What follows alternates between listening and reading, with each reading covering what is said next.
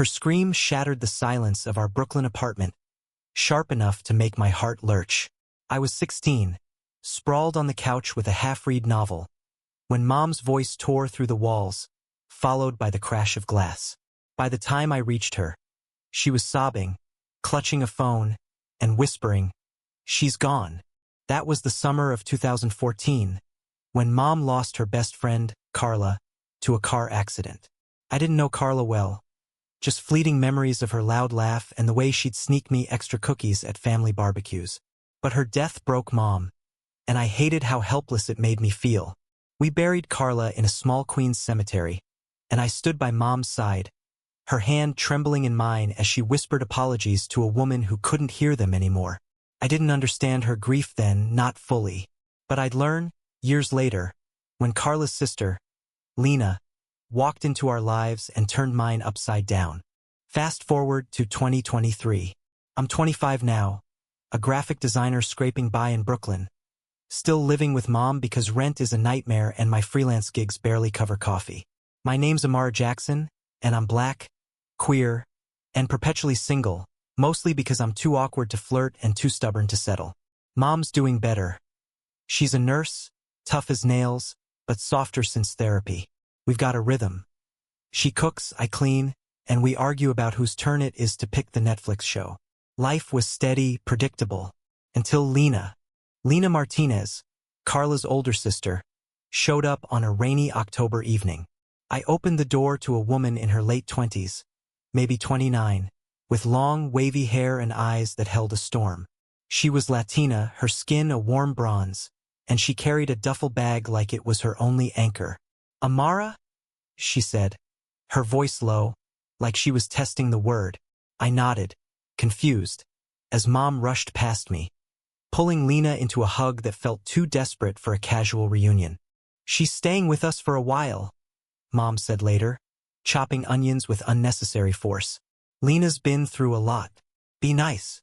I didn't ask questions. Mom's tone shut that down, but I couldn't shake the feeling that Lena's arrival wasn't random. She was running from something, or maybe toward it. Either way, her presence electrified our tiny apartment. Lena was quiet at first, slipping into our routine like a shadow.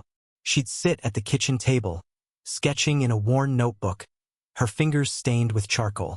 I'd catch her staring out the window, lost in thoughts I couldn't touch. But when she spoke, it was like a spark, sharp, intentional, and impossible to ignore. "You're an artist too, right?"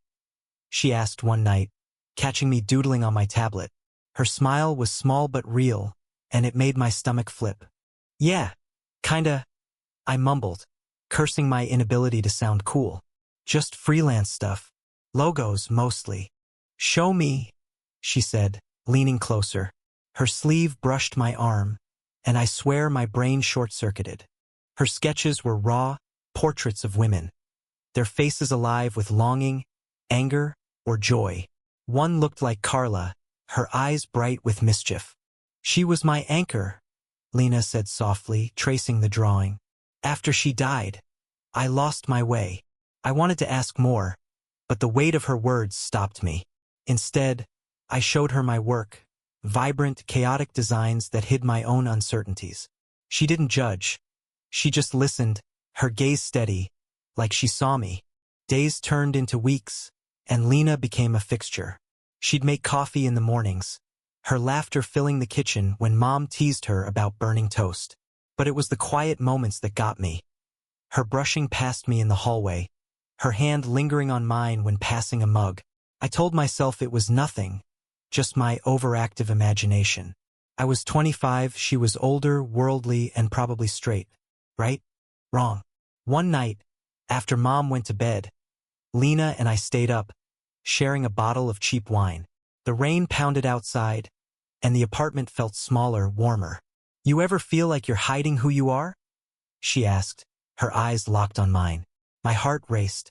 I'd come out to Mom at 18, but I still felt like I was tiptoeing around my own truth. "Sometimes," I admitted, "it's easier to blend in."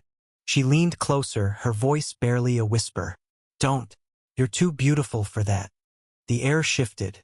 Her hand grazed my cheek, and before I could think, her lips were on mine, soft, tentative, then fierce. I kissed her back, my hands tangling in her hair, the world narrowing to the heat of her breath. It was reckless, electric, and terrifying. When we pulled apart, her eyes were wide, like she'd surprised herself too. "We can't," she whispered, but her hand stayed on my wrist. "Why not?" I asked, my voice shaking. "Because I'm a mess, Amara. And you're good." She stood, retreating to the guest room, leaving me breathless and confused. I lay awake that night, replaying the kiss, her words, the way her touch felt like a promise and a warning. Lena was hiding something, maybe from Mom, maybe from herself. But I knew one thing. I wasn't letting her slip away. The next morning, she acted like nothing happened, but her glances lingered. Mom noticed the tension, raising an eyebrow but saying nothing. I wanted to scream, to demand answers, but Lena's walls were up, and I didn't know how to climb them. Yet, the kiss lingered like a ghost, haunting every corner of our Brooklyn apartment. I'd catch Lena's eyes across the breakfast table, and my pulse would spike, but she'd look away, burying herself in her sketches or small talk with Mom. I was drowning in questions. Why did she kiss me, then pull back? Was it a mistake, or was she scared? A week passed, and the tension grew unbearable. Mom was working night shifts at the hospital, leaving Lena and me alone most evenings. I tried to act normal, but every brush of her arm or quiet laugh felt like a spark. One night, I couldn't take it anymore. I found her on the fire escape, smoking a cigarette, the city lights painting her face in gold and shadow. "Lena," I said, stepping out, my voice sharper than I meant. "We need to talk." She exhaled, smoke curling upward. "About what?" "You know what." My hands shook, but I held her gaze. "You kissed me. Then you acted like it never happened." She stubbed out the cigarette, her jaw tight. "It was a mistake, Amara. I shouldn't have." "Don't say that." I cut in, stepping closer. "It didn't feel like a mistake." Her eyes softened, but there was pain there too. "You're young. You don't know what you're asking for." "I'm not a kid," I snapped. "I'm 25 and I know what I feel." She stood, closing the distance between us. The air crackled. "You think you want this, but I'm not someone you should want." "Why?" I pressed, my voice breaking. "What are you so afraid of?" For a moment, I thought she'd kiss me again. Instead, she turned away, gripping the railing. "I was with someone," she said finally, her voice low. "Back in Chicago. Her name was Simone. It ended badly, really badly.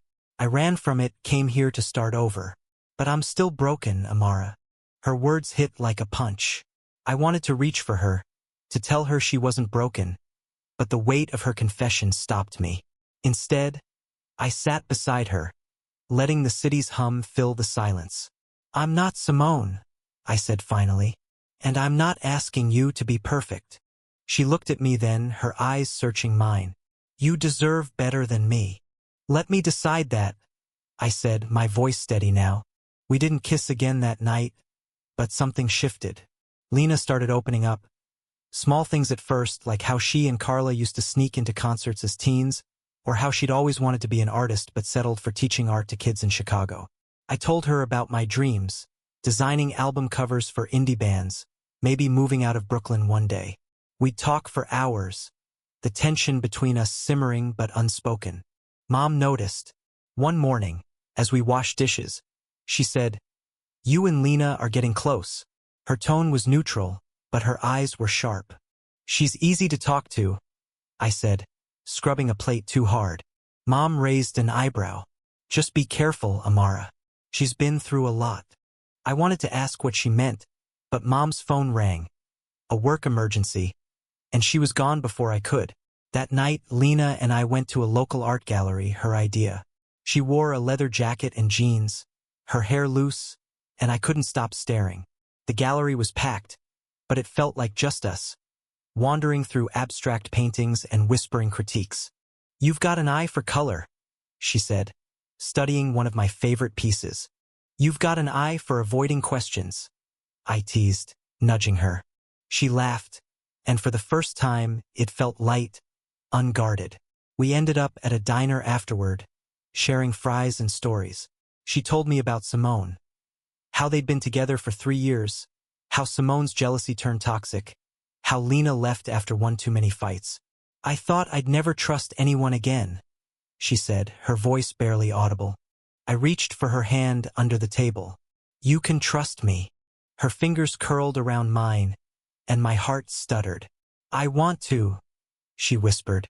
Back at the apartment, Mom was still at work. The rain started again, a soft patter against the windows. Lena paused in the hallway, her eyes locked on mine. "Amara," she said, her voice raw. "I'm trying so hard not to fall for you." "Then stop trying," I said, stepping closer. This time, when she kissed me, it wasn't tentative. It was hungry, desperate, like she'd been holding back for years. My hands found her waist, pulling her closer, and the world melted away. We stumbled to my room, laughter mixing with kisses, her jacket hitting the floor. It wasn't just physical. It was like she was pouring herself into me, and I was giving it all back. But when we woke up the next morning, tangled in my sheets, reality crashed in. Lena's face was pale, her eyes wide with panic. "Your mom," she whispered. "She can't know." "Why not?" I asked, my stomach twisting.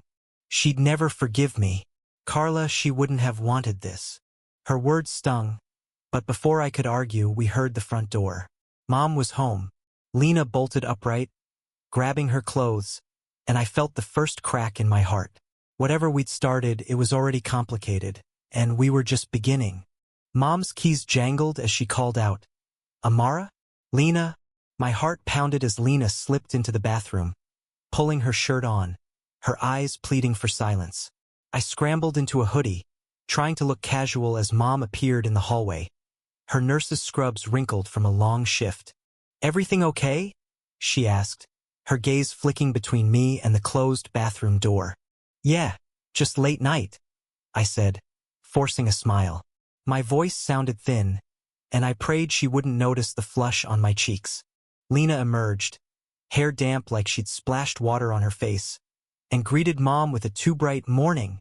Mom nodded, but her eyes lingered on us, sharp and knowing. I'd always been a terrible liar, and Mom could read me like a book, but she didn't push, just headed to the kitchen, muttering about coffee. The next few days were torture. Lena and I stole glances, our fingers brushing in secret, but she kept her distance when Mom was around. It was like we were balancing on a tightrope, and one wrong move could send us crashing. I wanted to scream, to demand why she was so scared of Mom finding out, but every time I tried to talk, she'd change the subject or slip away. One evening, Mom caught me alone. "What's going on with you and Lena?" she asked, her voice low, like she was afraid of the answer. "Nothing," I lied, my throat tight. "We're just friends." She studied me, her face unreadable. "Carla was my best friend, Amara. Lena's her sister. She's family. Don't mess that up." Her words cut deeper than I expected. Was she warning me off because of Carla? Or was there something else? I wanted to ask, but the weight of her tone stopped me. Instead, I nodded, feeling like a kid caught sneaking candy. That night, I found Lena on the fire escape again, sketching under the glow of a street lamp. "We can't keep doing this," I said, sitting beside her. "Sneaking around, lying to Mom. It's killing me." She closed her notebook, her hands trembling. "I know, but if she finds out, it'll ruin everything." "Ruin what?" I pressed. "Why are you so sure she'll hate this?"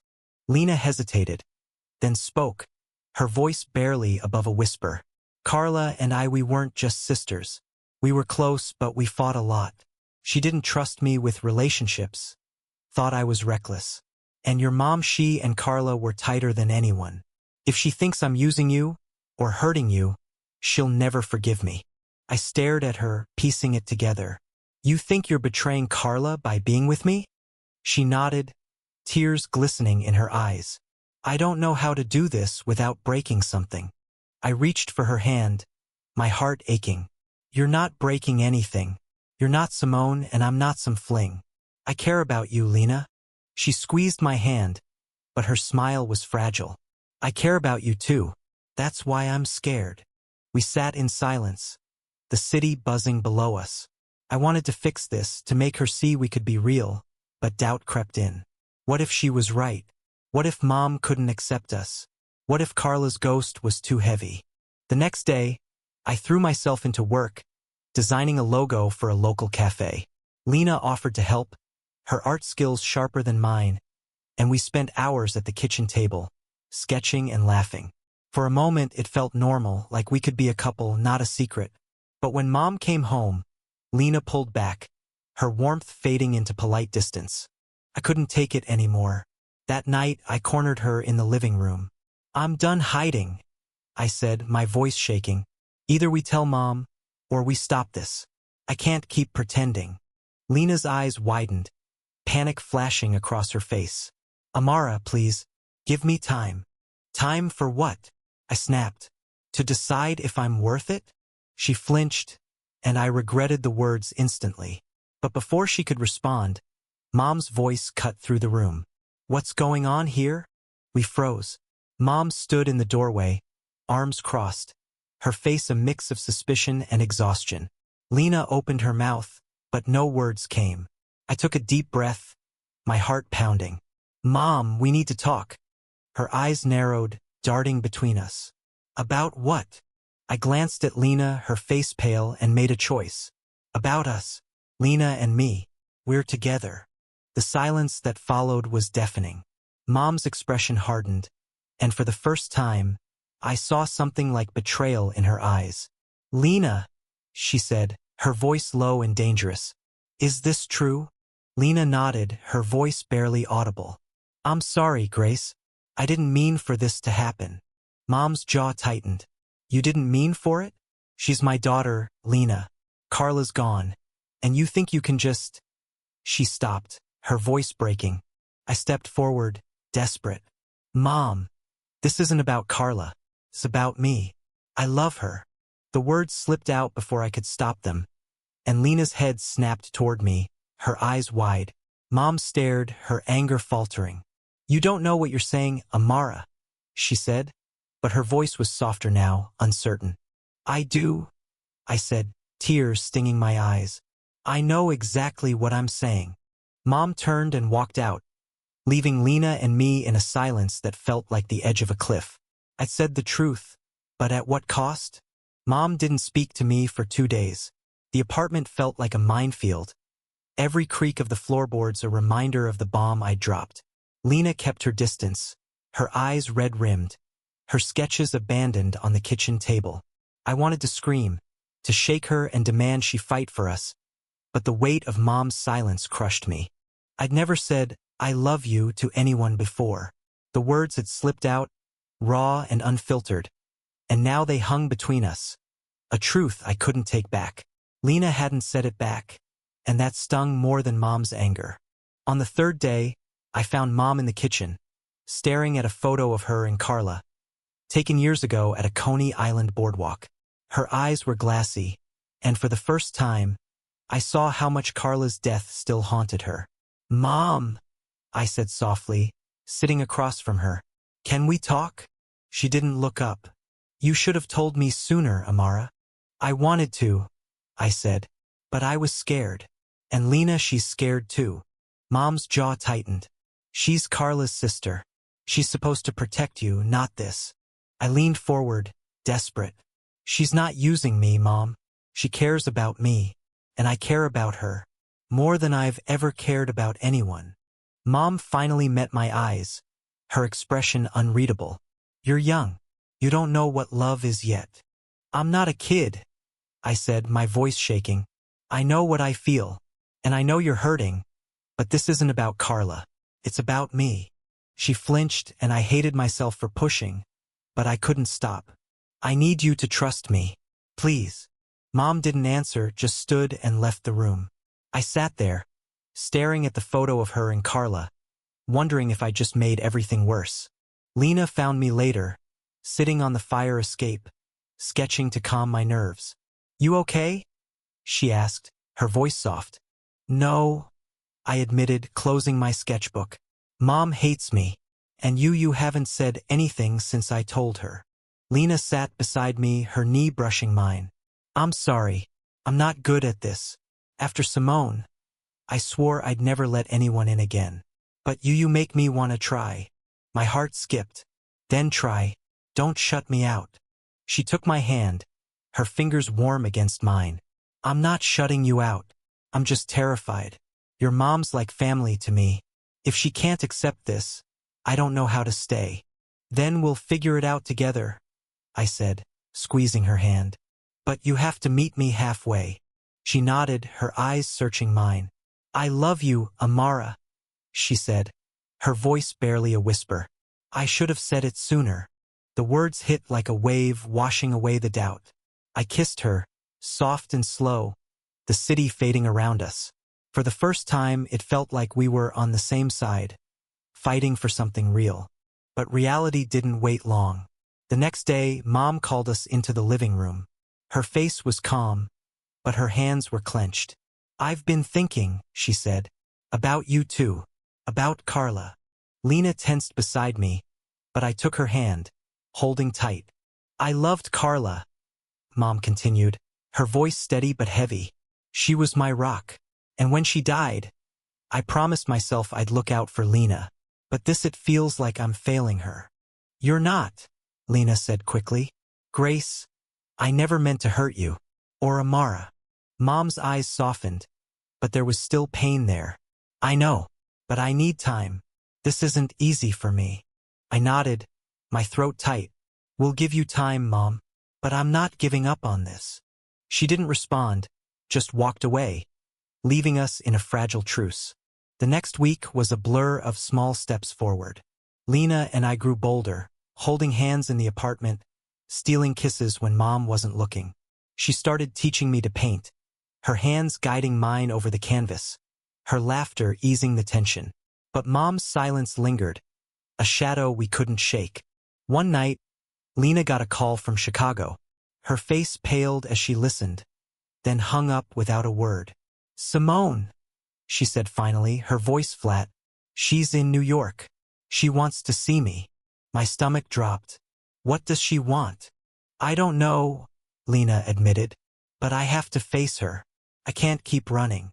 I wanted to beg her not to go, but I saw the resolve in her eyes. I'm coming with you, I said. Amara, no.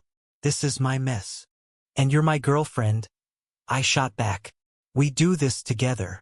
She stared at me, then nodded, a small smile breaking through. Okay, together. The next day, we headed to a cafe in Manhattan to meet Simone. My heart raced as we stepped inside, and there she was, a tall, striking woman with sharp cheekbones and a cold smile. She stood when she saw Lena, ignoring me completely. Lena, she said, her voice smooth but edged. You look good. Lena didn't flinch. What do you want, Simone? Simone's smile faded. I want you back. I made mistakes, but we were good together. I felt like I'd been punched. Lena's hand found mine under the table, grounding me. I'm not that person anymore, she said firmly. I've moved on. Simone's eyes flicked to me, sharp and assessing. With her? Yes, Lena said, her voice steady. With her. Simone laughed, a bitter sound. You'll get bored, Lena. You always do. But Lena didn't waver. Goodbye, Simone. We left the cafe, my heart pounding with relief and pride. Lena had chosen me, chosen us. But as we walked back to Brooklyn, I couldn't shake the feeling that this wasn't over. Not with Simone, and not with Mom. Simone's words clung to me like damp clothes, heavy and uncomfortable. Lena had shut her down, but the encounter left a crack in my confidence. What if Simone was right? What if Lena did get bored? I pushed the thought down, focusing on her hand in mine as we walked through Brooklyn's chilly streets. You okay? Lena asked, her voice soft. I nodded, but my silence betrayed me. She stopped, turning to face me under a flickering street lamp. Amara, talk to me. I'm fine, I lied then sighed. She got in my head. What if she's right about you? Lena's face softened, but there was steel in her eyes. Simone doesn't know me anymore. She saw who I was, not who I'm becoming. With you. Her words warmed me, but doubt lingered. I just don't want to lose this, I admitted. You won't, she said, pulling me close. I'm all in, Amara. Her kiss was fierce, grounding me in the moment. But back at the apartment, reality waited. Mom was home, sitting at the kitchen table with a mug of tea, her face unreadable. You're late, she said, her tone neutral. Met an old friend, Lena said carefully, avoiding my eyes. Mom's gaze flicked to our joined hands, and she sighed. Sit down. Both of you. My heart sank as we sat. Mom's eyes were tired but steady. I've been thinking, she said, about what you told me, Amara. About you and Lena. I braced myself, expecting another lecture. I don't understand it, she continued. Not completely. She was everything to me. And Lena, you're all I have left of her. Seeing you with my daughter, it's hard. But I see how you look at each other. I see how happy you make her. I blinked, tears prickling. Mom, Let me finish, she said, her voice firm. I'm not saying I'm okay with this yet, but I'm trying. For you, Amara. Because you're my daughter, and I love you. Lena's hand tightened around mine, and I saw tears in her eyes too. Thank you, Grace, she whispered. Mom nodded, but her expression was still guarded. Just don't hurt her, Lena. Promise me that. I promise, Lena said, her voice breaking. It wasn't full acceptance, but it was a start. For the first time, I felt hope, real, fragile hope. Mom stood and left the room, leaving Lena and me in a silence that felt lighter, like a storm had passed. The next few weeks were a blur of small victories. Mom started joining us for movie nights, her laughter cautious but genuine. Lena and I grew bolder, cuddling on the couch, sharing quick kisses when we thought Mom wasn't looking. I threw myself into my design work, landing a big contract with a local band, and Lena started teaching art classes at a community center, her sketches coming alive with new energy. But Simone wasn't done. One afternoon, I got a text from an unknown number. Lena's lying to you. Ask her about Chicago. My stomach twisted as I showed Lena the message. Her face paled, and she cursed under her breath. She's trying to mess with us, she said, but her voice was unsteady. What happened in Chicago? I asked, my heart racing. Lena hesitated, then sat me down. Simone wasn't just jealous. She was controlling. She'd show up at my job, threaten my friends, even trashed my apartment once. I left because I was scared, Amara. I didn't tell you everything because I didn't want you to think I'm weak. I reached for her, anger and protectiveness surging. You're not weak. You survived her. But she's here now, Lena said, her voice trembling. And she won't stop. We decided to block Simone's number. But the unease lingered. I started noticing things. A shadow outside our building. A car that seemed to follow us. I told myself I was paranoid. But Lena's tension mirrored mine. One night, we went to a queer bar in Williamsburg, hoping to escape the stress. The music was loud, the crowd vibrant, and for a few hours we were just us. Dancing, laughing, stealing kisses in the dim light. But when we stepped outside, Simone was there, leaning against a wall, her eyes locked on Lena. Lena, she called, her voice smooth but dangerous. We need to talk. We're done talking, Lena said, her hand gripping mine. Simone stepped closer, ignoring me. You think you can just walk away? After everything? Leave her alone, I snapped, stepping between them. My voice shook, but I stood my ground. Simone's eyes narrowed, but before she could respond, a bouncer appeared, sensing trouble. Everything okay here? He asked. We're fine, Lena said quickly, pulling me away. We didn't speak on the way home, but Lena's hand never left mine.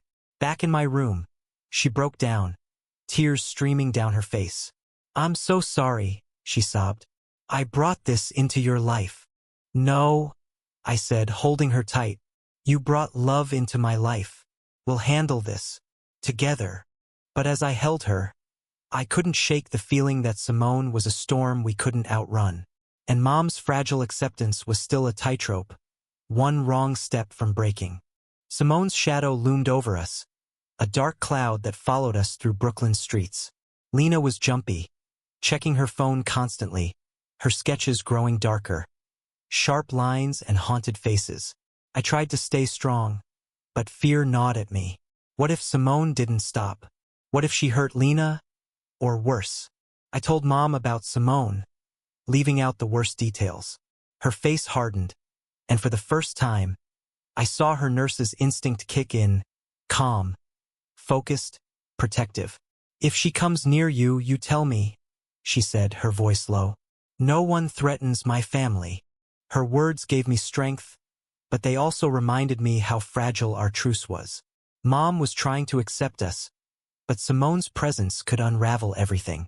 Lena and I agreed to stay vigilant, avoiding places where Simone might show up. But Brooklyn wasn't big enough to hide forever. One evening, Lena got a call from the community center where she taught. Her art class had been vandalized. Canvases slashed, paint splattered across the walls.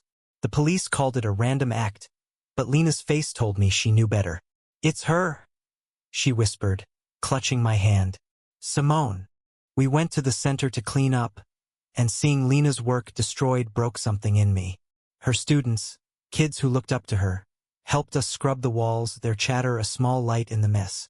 One girl, maybe 13, hugged Lena and said, "You're the best teacher ever." Lena smiled, but I saw the strain in her eyes. That night, we sat on the fire escape, the city humming below. I can't keep running, Lena said, her voice hollow. Maybe I should leave Brooklyn. Keep you and Grace safe. No, I said, grabbing her hand. You don't get to decide that alone. We're in this together. She looked at me, tears glistening. I don't deserve you, Amara. Stop it, I said, my voice fierce. You deserve to be happy. We both do. I kissed her, pouring every ounce of my resolve into it. She kissed me back, her hands trembling, and for a moment, we were untouchable. But the moment didn't last. The next day, I found an envelope slipped under our door. Inside was a photo of Lena and me at the queer bar, our arms around each other, laughing. On the back, in Sharpie, "You can't hide." My blood ran cold. I showed Lena, and her face went white. She's watching us, she whispered. We need to go to the police, I said, my voice shaking. They won't do anything, Lena said bitterly. No proof it's her. Then we'll get proof, I said, anger burning through my fear. I started carrying a small camera, documenting anything suspicious. A car that lingered too long, a figure in the shadows. Lena thought I was paranoid, but I didn't care. I wasn't letting Simone win. Mom noticed the tension. One night, she pulled me aside. You're scared, she said, her voice soft but firm. What's going on? I told her about the photo, the vandalism, everything. Her eyes darkened. You should have told me sooner. I'm calling a friend at the precinct. Her friend, Officer Daniels, came over the next day. He was kind but skeptical, saying we needed concrete evidence to file a restraining order. Keep a log, he said. Dates, times, anything suspicious. We'll build a case. Lena was quiet after he left, her hands twisting in her lap. This is my fault, she said. I brought her into your life. No, I said, cupping her face. You brought love into my life. Simone's the one choosing to hurt us. We started logging everything. Strange calls, shadows outside, another note with just one word. Soon. My freelance work suffered. My focus shot. But Lena and I grew closer. Our bond forged in fear and defiance. Mom started checking in more, her protectiveness a quiet olive branch. One night, we went to a local queer support group, hoping for a break. The group was small, warm, filled with stories of resilience. Lena shared a little about Simone, her voice shaking but steady. A woman named Tara, a lawyer, offered to help us file for a restraining order pro bono. No one should live in fear, she said, handing us her card. For the first time, I felt like we had a chance. Lena and I walked home, our hands linked, the city alive around us. "We're going to be okay," I said, more to myself than her. She squeezed my hand. "I believe you." But that night, as we slept, the apartment's fire alarm blared. We stumbled out, coughing, as smoke filled the hallway.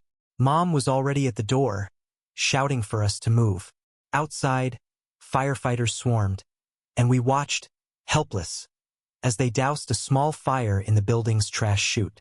"Arson," one of them said later, his face grim. Someone said it deliberately. Lena's eyes met mine, and we both knew. Simone wasn't just watching anymore. She was closing in. The fire left us shaken, our apartment reeking of smoke but intact. Mom's face was a mask of fury as she spoke to the firefighters, demanding answers. Lena and I stood outside, wrapped in blankets, her hand clutching mine so tightly it hurt. "This is her," Lena whispered, her voice raw. "Simone." I wanted to scream, to hunt Simone down myself, but fear kept me rooted. The police took our statement, adding the fire to our growing log of incidents. Officer Daniels promised to patrol our block, but his words felt hollow. Simone was a ghost, slipping through every net. Mom pulled us into a fierce hug when we got back inside. "No one's hurting my girls," she said, her voice breaking. It was the first time she'd called Lena hers, and I saw Lena's eyes glisten.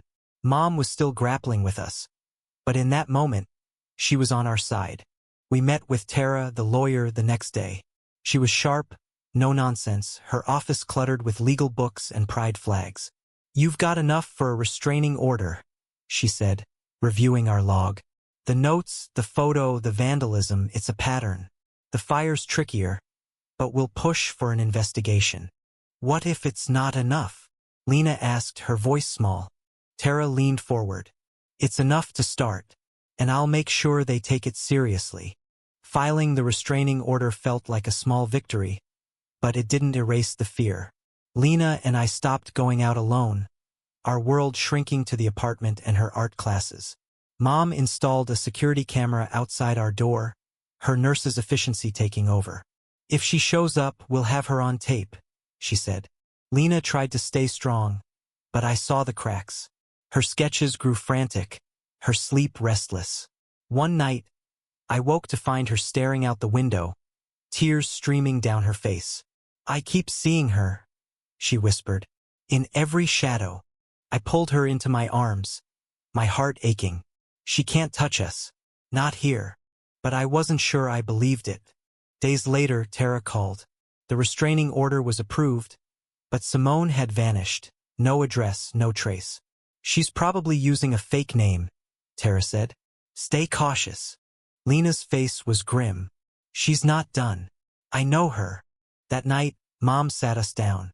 "I've been hard on you both," she said, her voice steady but soft. "I was scared of losing you, Amara, of betraying Carla. But I see how much you love each other, and I'm proud of you, standing up to this." I hugged her, tears spilling. "Thank you, Mom." Lena's voice was quiet. "I don't want to come between you and Amara, Grace." "You're not," Mom said, reaching for her hand. "You're family." The words healed something in me, but the threat of Simone loomed. We doubled down, changing our routines, avoiding social media, checking the security footage daily. Lena started painting again, her work vibrant, defiant, like she was reclaiming herself. I poured my energy into a new design project, a mural for the community center, hoping it would ground us. But Simone struck again. One morning, we found a package outside our door. No return address, just a small box with a single photo inside. Lena and me, kissing on the fire escape. The words "you can't hide" were scrawled across it. My hands shook as I showed Mom, who called Officer Daniels immediately. "This is escalation," he said, his face grim. "We're putting out an alert for her." Lena was silent, her eyes distant. Pulled her aside. "We're going to end this," I said. "I promise." "How?" she asked, her voice breaking. "She's everywhere." I didn't have an answer, but I refused to let her win. That night, I stayed up, scouring the security footage. Around 2 a.m., I saw it. A figure in a hoodie, slipping the package under our door. The face was blurry, but the build matched Simone's.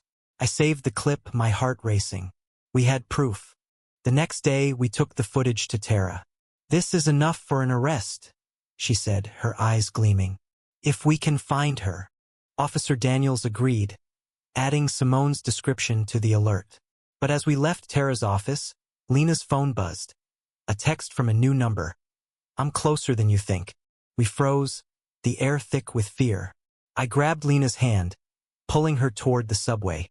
"We're not running anymore," I said. "We're fighting." She nodded, her jaw tight. "Okay, no more hiding."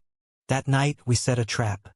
Mom called in a favor, getting extra patrols around our building.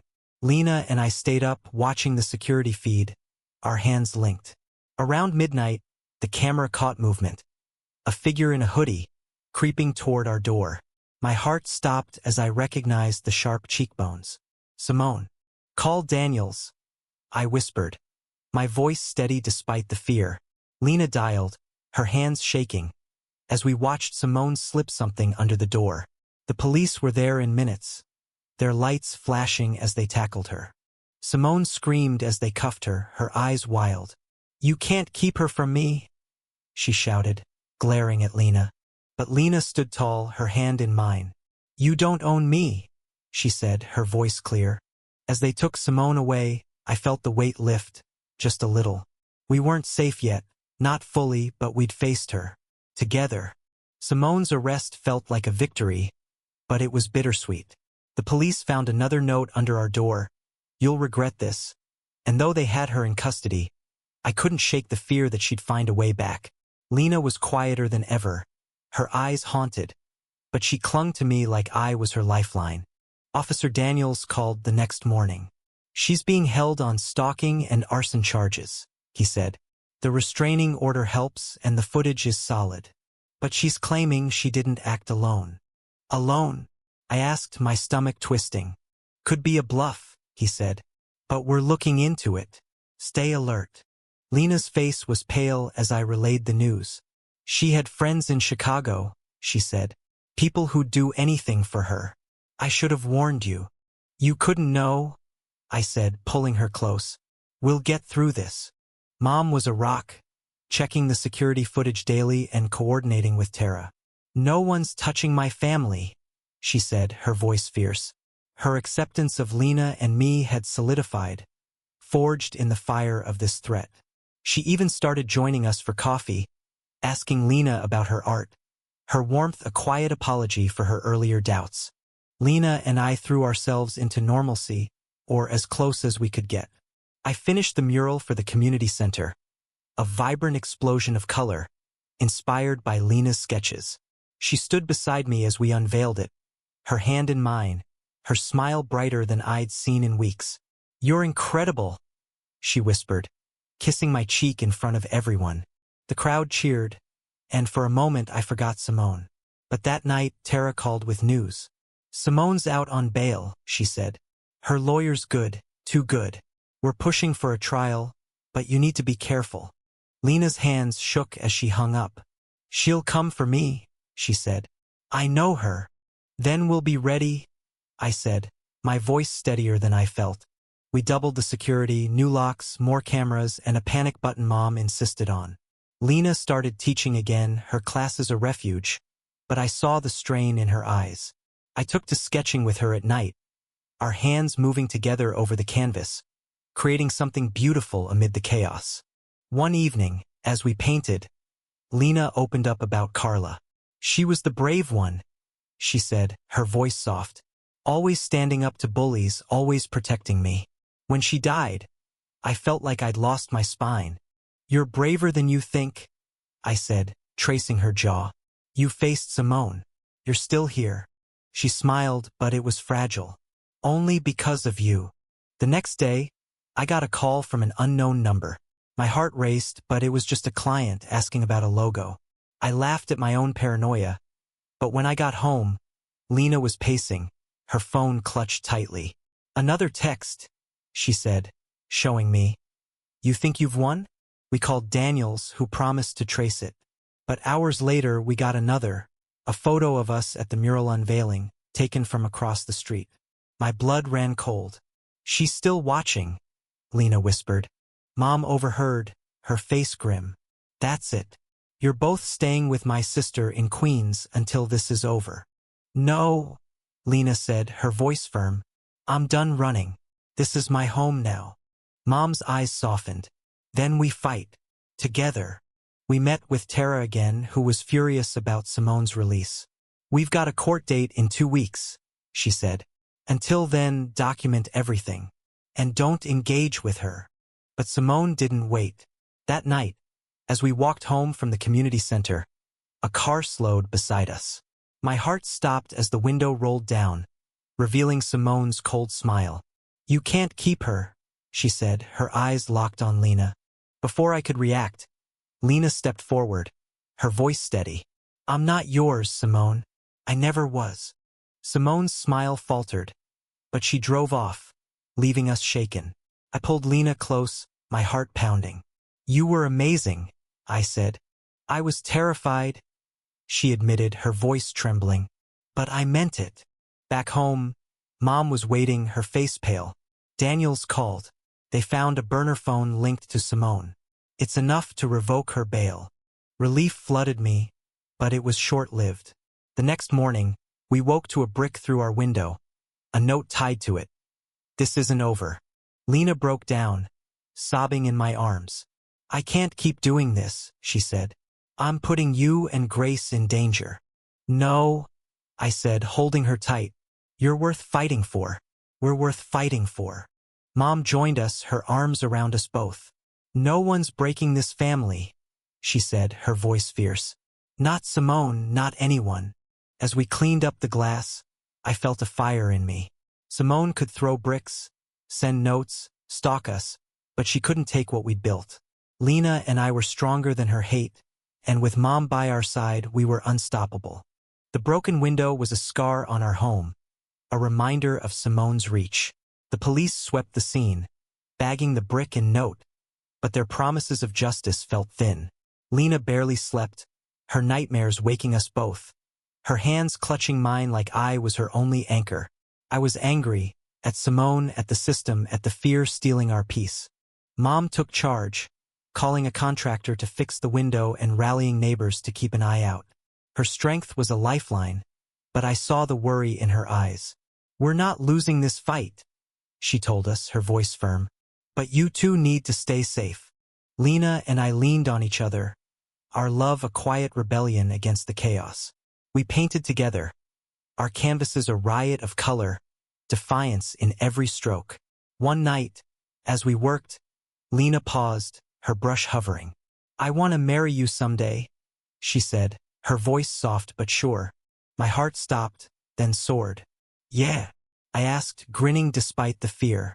Yeah, she said, her eyes shining. If we get through this. When?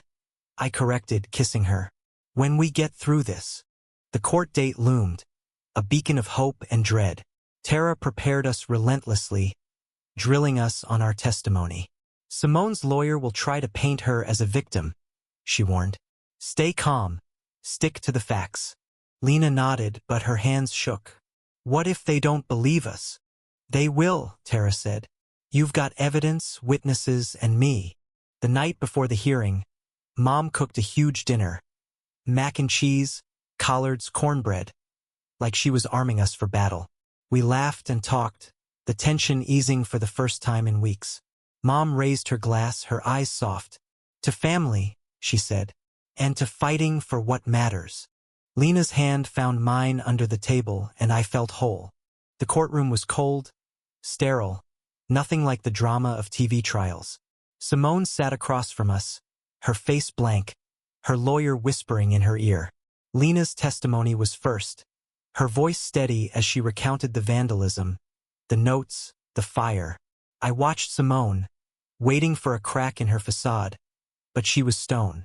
When it was my turn, I gripped the stand, my heart pounding. She terrorized us, I said, my voice clear. She tried to break us, but she didn't. Because Lena and I were stronger than her. The judge's face was unreadable, but Tara gave me a nod. I sat beside Lena, our hands linked, as Simone's lawyer tried to twist our story, claiming Lena had provoked her. But Tara was relentless, presenting the footage, the notes, the burner phone. The judge ruled in our favor. Simone's bail was revoked, and she was ordered to stay in custody until trial. Relief flooded me, but Lena's grip on my hand didn't loosen. "It's not over," she whispered. "I know," I said, "but we won this round." Back home, we celebrated quietly, Mom opening a bottle of wine. "I'm proud of you both," she said, her voice thick. "Carla would be too." Lena's eyes glistened. "You think so?" "I know so," Mom said, pulling her into a hug. But the victory was fragile. Days later, Tara called with bad news. "Simone's lawyer filed an appeal," she said, "and there's a chance she'll get out again." Lena's face crumpled, and I felt the fear creep back. "What do we do?" I asked. "We keep fighting," Tara said, "and we prepare for trial." The next week was a blur of depositions and strategy sessions. Lena and I clung to our routine: art, love, small moments of joy. One afternoon, we went to the Brooklyn Botanic Garden, wandering through blooming roses, her hand in mine. "This is what I want," she said, her voice soft. "A life with you, without fear." "We'll have it," I promised, kissing her under a canopy of flowers. But that night, my phone buzzed with a new message. "You can't keep her safe." No number, no trace. I showed Lena, and her face went pale. "It's not Simone," she said. "She's in jail." "Then who?" I asked, my heart racing. "We called Daniels, who promised to investigate, but the uncertainty gnawed at us." Mom doubled the patrols, her face grim. "No one's touching my girls," she said, but I saw the fear in her eyes. Lena and I stayed up, watching the security feed, our hands linked. "I'm not letting go," I said, my voice fierce. "Neither am I," she said, kissing me. As the trial loomed, I felt the weight of it all: Simone, the mystery texter, the fight for our future. But with Lena by my side and Mom in our corner, I knew we could face anything. We weren't just surviving anymore. We were building something unbreakable. The mystery texts haunted us, each one a splinter under our skin. "You can't keep her safe." The words looped in my mind as we prepared for Simone's trial. Lena was a wreck, her sketches jagged and dark, but she held my hand like it was her only tether. Mom was our anchor, her nurse's calm masking a fierce protectiveness. "We're ending this," she said, her voice steel. Officer Daniels traced the texts to a burner phone, but the trail went cold. "Could be a friend of Simone's," he said. "We're watching her known associates." The uncertainty was maddening, but we had no choice. Trial was days away, and we had to focus. Tara coached us relentlessly, her confidence a lifeline. "The evidence is airtight," she said. "The footage, the notes, the fire. It's enough to convict." Lena nodded, but her eyes were distant. "What if it's not just Simone?" she asked. "What if someone else is out there?" "Then we'll find them," I said, squeezing her hand. Together. The trial was a blur of tension and procedure. Simone sat stone-faced, her lawyer spinning tales of her innocence, but Tara dismantled them with precision. Lena's testimony was raw, her voice breaking as she recounted the fear, the stalking, the fire. I followed, my anger fueling my words. "She tried to break us," I said, my eyes locked on Simone. "But she failed, because love is stronger than hate." The jury deliberated for 2 days. 2 agonizing days of waiting, checking security footage, jumping at every noise.